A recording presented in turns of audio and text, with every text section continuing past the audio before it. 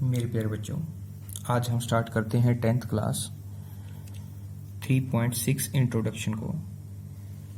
जो हमने पिछली क्लास में देखा था 3.5 एक्सरसाइज कंप्लीट हो गई थी और कुछ टेक्निकल प्रॉब्लम की वजह से मैं तुम्हारे को वो लास्ट की वीडियो नहीं दे पाया मेरे बच्चे, उसके लिए वेरी वेरी सॉरी।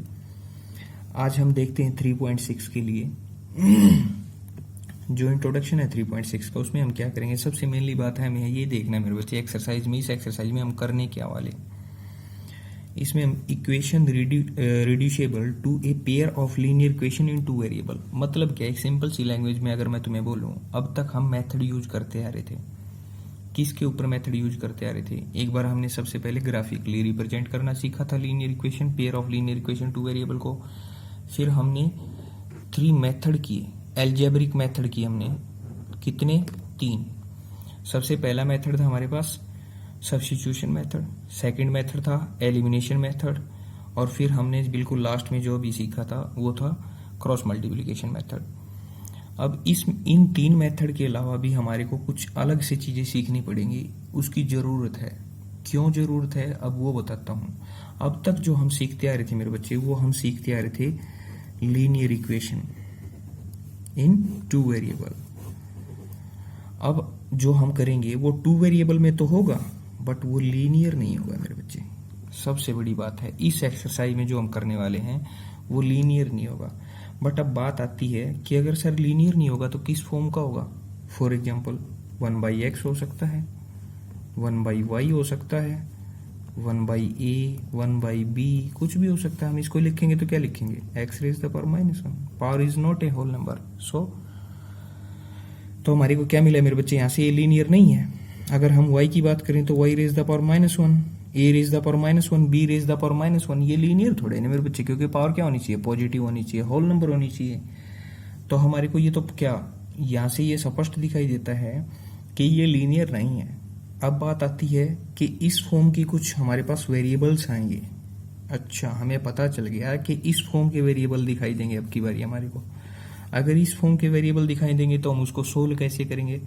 और सेकंड थिंग्स, तुम सबके दिमाग में ये भी चल रहा होगा, सर चैप्टर का नाम आप बता रहे हो linear pair of linear equation 2 variable, और आप लीनियर इक्वेशन की बात ही नहीं कर रहे, 2 वेरिएबल की बात कर रहे हो सिर्फ। हम क्या करेंगे मेरे बच्चे, हमारे पास ये लीनियर नहीं आएगा, बट हम इसको लीनियर बनाएंगे। हम इनको लीनियर बनाएंगे। सबसे पहले हम क्या करेंगे, लीनियर बनाना सीखेंगे, और फिर जो हमारा मन करेगा उन तीनों मेथड में से जो अलजेब्रिक मेथड थे, substitution method, elimination method, cross multiplication method, जो हमें अच्छा लगेगा हम वो एक मेथड से x और y की या a और b की जो 2 वेरिएबल दे रखे होंगे, जो भी 2 वेरिएबल दे रखे होंगे उनकी वैल्यू निकाल देंगे। चलो मेरे बच्चे, मैं एक एग्जांपल लेता हूँ, उससे और भी बेहतर अच्छे से सोल्व कर पाएंगे हम और सीख पाएंगे। ये लो हमारे को सोल्व करना है। ये बोल रहा है solve the pair of equation. मैं एक एग्जांपल ले रहा हूं, बोल रहा है 2/x + 3/y is equal to 13। बहुत अच्छे। और सेकंड जो है वो क्या है? 5/x - 4/y is equal to -2। ये और भी अच्छा। चलो अब हमारे को ये दिखाई दिया कि ये तो अगर हम ऊपर लेके जाएंगे तो ये तो लीनियर नहीं है। जो मैंने अभी तुम्हें बताया था मेरे बच्चे कि अब की बारी लीनियर नहीं मिलेगा, बट लीनियर बनाएंगे। तो हम इसको कैसे बनाएंगे लीनियर? अब हम देखते हैं, क्या मैं इसको, इस इक्वेशन को ऐसे लिख सकता हूं मेरे बच्चे? इसको 2/x को मैंने ऐसे लिख लिया, 2/1 × 1/x, मतलब 2 1 जा 2, x 1 जा x, लिख सकता हूं, नो प्रॉब्लम। क्या मैं इसको ऐसे लिख सकता हूं मेरे बच्चे? कंफ्यूजन नहीं होना चाहिए। डिवाइड में 1 लिख लेंगे, और वैसे भी मैं बता चुका हूं मल्टीप्लाई और डिवाइड में 1 कर सकते हैं, और प्लस माइनस में 0 कर सकते हैं। Is equal to 13, no problem. Second जो इक्वेशन थी वो क्या थी? अब इससे क्या हुआ? 3 1 जा 3, y 1 जा y is equal to 13, same. अब इसको भी मैं इसी तरह से क्या लिख लूंगा? 5/1। मैं डिवाइड में 1 इसलिए लिख रहा हूं मेरे बच्चे कि तुम्हें कंफ्यूजन ना हो, सिर्फ बस, कोई जरूरी नहीं है नहीं तो लिखना। -4/1 1/y इज इक्वल टू -2।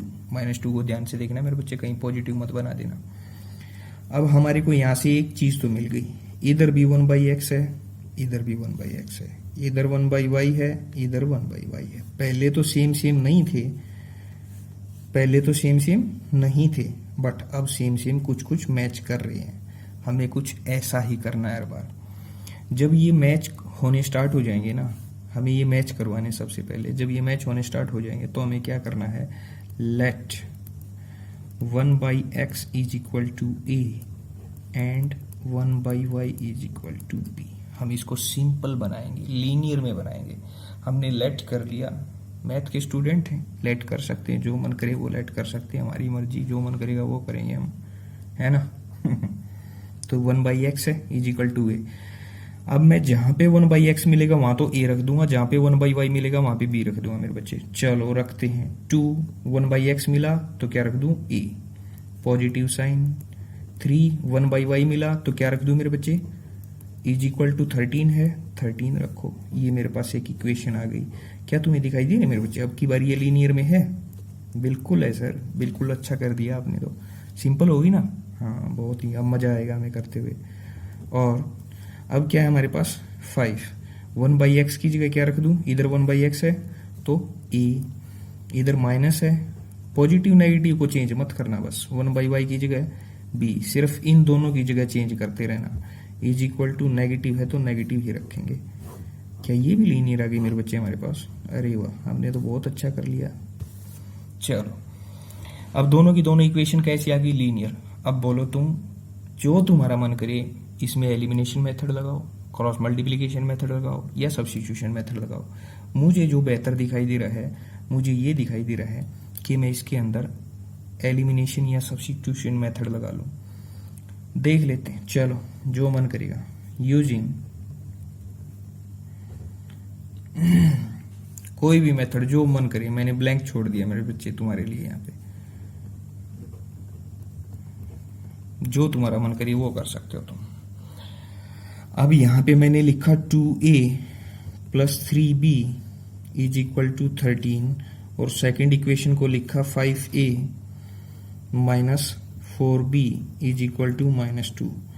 अब मैं इस इक्वेशन को तो मल्टीप्लाई कर दूं 5 से और इस इक्वेशन को मल्टीप्लाई कर दूं 2 से, तो मेरे पास ये 10a बन जाएगा और ये भी 10a बन जाएगा। मतलब क्या, या फिर तुम ऐसा कर सकते हो, इस ऊपर वाली इक्वेशन को 4 से मल्टीप्लाई कर दो क्योंकि नीचे 4 है, और नीचे वाली को 3 से मल्टीप्लाई कर दो क्योंकि नीचे ऊपर 3 है। हमें या तो b के या फिर a के कोफिशिएंट को सेम करना है। अब तुम समझ गए होगे मैं कौन सा मेथड लगा रहा हूँ, और मैं बताऊंगा नहीं, वो तुम खुद सोचोगे मैं कौन सा मेथड लगा रहा हूँ। और ये बता दिया है कि क्रॉस मल्टीप्लिकेशन मेथड है नहीं। अब तुम देख लेना, पहले वाला या दूसरे वाला, और पहले वाला सब्स्टिट्यूशन था, सेकंड वाला एलिमिनेशन था। पहले आओ पहले पाओ। तो अगर मैं इसकी मल्टीप्लाई करूंगा तो क्या हो जाएगा मेरे बच्चे, ये मैं लिखूंगा, इसको मैं इक्वेशन फर्स्ट नाम दे दूंगा और इसको इक्वेशन सेकंड नाम दे दूंगा, क्योंकि इक्वेशन है ना, इक्वल टू का साइन है। अगर मैं मल्टीप्लाई करूंगा तो मेरे पास क्या आएगा, 10a, 5 से कर रहा हूं मेरे बच्चे, पूरी की पूरी इक्वेशन को करना पड़ेगा, हम एक साइड नहीं कर सकते। प्लस सबको बराबर का अधिकार है, राइट तो सभी के होते हैं मेरे बच्चे, और तुम एसएस के तो वैसे भी इंटेलिजेंट स्टूडेंट हो। 65 5 2 जा 10a, 15b, 65। मैंने इसको नाम दे दिया इक्वेशन थर्ड। अब मैं इसको मल्टीप्लाई करता हूँ, 10a माइनस का sign 8b is equal to -4। मैंने इसको नाम दे दिया इक्वेशन 4। अब हमारे को यहां से क्या मिल गया मेरे बच्चे, दोनों के दोनों 10a मिल गए हमें, यहाँ पे भी और यहाँ पे भी। अब हम क्या करेंगे, फर्स्ट वाली में थर्ड वाली में से फोर्थ को लेस कर देंगे, या फोर्थ वाली में से थर्ड वाली को लेस कर देंगे। अगर माइनस करेंगे तो ये पॉजिटिव है ना मेरे बच्चे, नेगेटिव हो जाएगा। ये नेगेटिव है तो पॉजिटिव हो जाएगा। ये क्या हमारे पास, नेगेटिव है तो पॉजिटिव हो जाएगा। ये पॉजिटिव है, पॉजिटिव, और ये नेगेटिव बन गया, कैंसल आउट। इसका मतलब एक चीज मतलब एक वेरिएबल क्या कर दिया हमने, एलिमिनेट कर दिया या सब्स्टिट्यूट कर दिया। अब वो तुम देख लेना मेरे बच्चे, क्योंकि तुम अच्छे बच्चे हो। अब यहाँ पे 15, ये भी पॉजिटिव है, ये भी पॉजिटिव है। 15 plus 8 23, b is equal to, अगर मैं प्लस करूंगा तो ये 9 और ये 6, और b इज इक्वल टू 69/23, 3 जा then b is equal to 3, value of b is 3। अरे वाह, क्या बात है, हमने तो b की वैल्यू भी निकाल ली है ना। चलो नेक्स्ट पेज पे देखते हैं हम। अब जो b की हमारे पास वैल्यू आई थी मेरे बच्चे, वो क्या आ गई थी हमारे पास b की वैल्यू, पीछे वाले पेज पे हमने b की वैल्यू निकाली थी 23 3 जा जो 69 आ गया था। अब हम देखते हैं b की वैल्यू मिल गई, a की वैल्यू निकालनी है। फिर से वही मेरे बच्चे, putting the value of b in above equation number 1 2 3 4, जहां मन करे वहां रखो ना यार, मैथ के स्टूडेंट हो ना तुम तो। b की वैल्यू रखोगे तो क्या हो जाएगा 2a प्लस 3 इंटू बी की जगह क्या रख दूं 3 इज इक्वल टू 13। अरे वाह, ये तो और भी सिंपल हो गया मेरे बच्चे। 13 3 3 जा 9 आ गया ना। 2a is equal to 13 minus 9, 2a is equal to 4, 9 plus 4 13 and a is equal to 4/2। Very simple. अरे वाह, a की वैल्यू क्या आ गई मेरे बच्चे 2, a हमारे पास 2 है और b हमारे पास 3 है। इसका मतलब हमने a और b की वैल्यू निकाल ली तो हमारा आंसर आ गया है ना। बट नहीं आया, अभी भी नहीं आया। क्यों नहीं आया, अब देखो लास्ट वाले पेज को देखो एक बार दोबारा। हमने यहाँ पे a और b तो लेट किए थे, बट हमारे पास तो क्या थे मेरे बच्चे, x और y वेरिएबल थे। a और b को तो हम लेके आए थे, लेट किए थे, इनकी जगह हमने लेट किए थे a और b। अब जो 1/x के सामने a लिखा है तो a की वैल्यू यहाँ पे 2 रख देंगे, 1/y के सामने b रखा है तो b की वैल्यू यहाँ 3 रख देंगे और क्रॉस मल्टीप्लाई कर देंगे। क्रॉस मल्टीप्लाई करते ही हमारा आंसर आ जाएगा, x और y की वैल्यू आ जाएंगी, तब बहुत अच्छा होगा। इसका मतलब हमें क्या मिला, 1/x is equal to 2 and 1/y is equal to 3। ये हमारे पास a और b की वैल्यू थी और हमने लेट किया था जो, वो हमारे पास आ गया। 1/x को एज टीज ले लेंगे मेरे बच्चे। a की वैल्यू क्या आई है 2 आई है, यहाँ से देख सकते हैं। b की वैल्यू ऊपर से देख सकते हो क्या आई है 3 आई है, यहाँ से हम चेक कर लेंगे इसको। और यहाँ पे क्या आ जाएगा हमारे पास 1/y is equal to 3। Very simple. Cross multiply करने के लिए हमें कंफ्यूजन ना हो तो डिवाइड में 1 कर लेंगे। ये बन गया क्या हमारे पास 2x इज इक्वल टू 1 1 जा 1 और x इज इक्वल टू 1/2।